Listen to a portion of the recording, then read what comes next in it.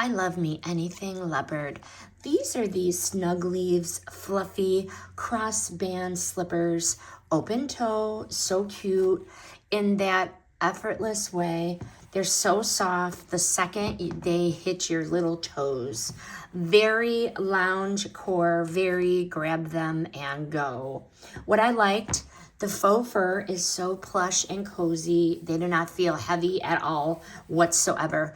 The open toe makes them easy to wear year-round, not just in the cooler months. And the memory foam gives them enough cushion that walking around the house or to the mailbox feels so comfy. The sole has a grip, so you're not sliding around on hard floors. Why they stand out, it looks like something you'd wear on purpose. Leopard, okay?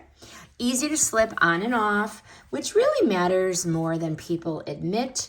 Good for a quick outdoor moment, grabbing a package or stepping onto that porch. But if you want an easy, cozy slipper that looks cute and feels soft without overthinking it, these do fit that vibe, true to size. And they're the kind you leave by the door and end up wearing way more than you planned. Super cute, highly recommend.